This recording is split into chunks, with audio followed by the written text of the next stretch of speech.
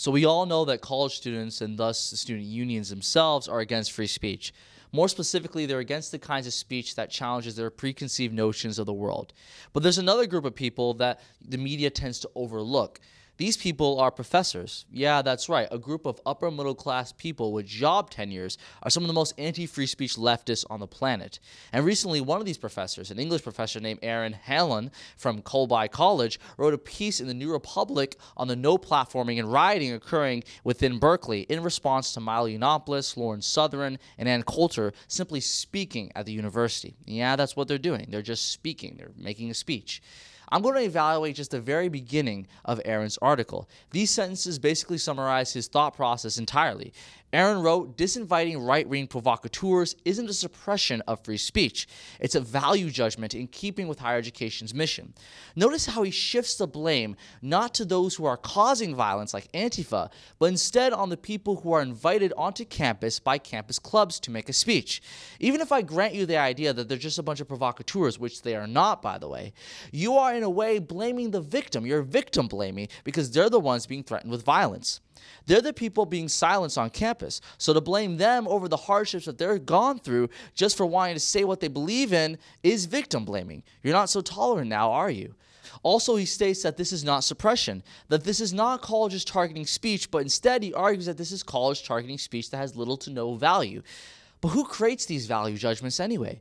We live in a free country, Aaron. What Milo, Lauren, and Ann has stated aren't speeches that are illegal. So who makes the call as to whether or not they have value? In a free marketplace of ideas, who decides what the value is? Students, professors, administrators, everyone coming together deeming that something has value, or some bureaucracy that decides what value speech has? Do you, professor, do you get to decide what has value and what doesn't? Or do people who organize and watch the event get to decide what the value of that speech is?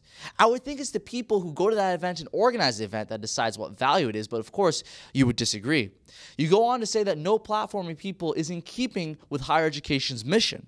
Well, what mission is that exactly? I personally think that higher education is meant to teach people how to live. I mean that in the practical sense as well as the emotional sense. And that means surrounding yourself with ideas that invoke a response, anger, sadness, passion, and so on, and learning how to combat those ideas properly. To me, listening to very provocative or controversial speakers speak, then commonly dissecting their ideas through dialogue is the essence of learning and the essence of higher education. But of course, you disagree. You would think that higher education isn't about listening to ideas that are controversial or provocative, but rather listening to ideas that won't evoke an emotion at all. In other words, listening to ideas that only the wider public deems acceptable. This article and other pieces like this are a grim reminder of what colleges really are these days. They are havens of anti-free speech sentiment. But it's very telling that a professor of all people would think this way. A professor, someone who's supposed to challenge other people's ideas. You, as a prof, are supposed to be the arbiter of free speech and discourse because that's the only practical way to gain knowledge and to grow knowledge within a society. Yet here you are, Aaron, advocating against freedom of speech. The same free speech that, by the way, allows you to make totally asinine arguments you're currently making on free speech.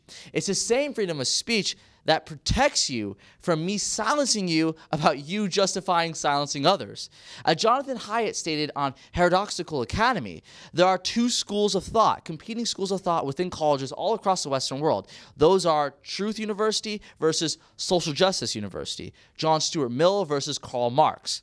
And whichever school of thought wins the colleges, that's the school of thought that wins an entire generation. We at the Rebel.media believe in the Truth University, that no matter how provocative or controversial an idea is, we are here to explore and tell you what our opinion is on it, frankly. But then there are those who are part of the school of justice thought. Those people act violent when dealt with an idea that they don't like. People want to silence others. And those people exist because profs like him support their existence instead of standing up to them. As time goes on and we allow these professors, these profs like him, to take over our schools, we'll see the no platforming, and more censorship of legitimate ideas. Let's not allow that to happen. I'm Fayza from the Rebel.media. If you're sick and tired of the no platforming or censorship that are happening upon university campuses today, like and subscribe to Rebel.media, and don't forget to check out our petitions and please sign them.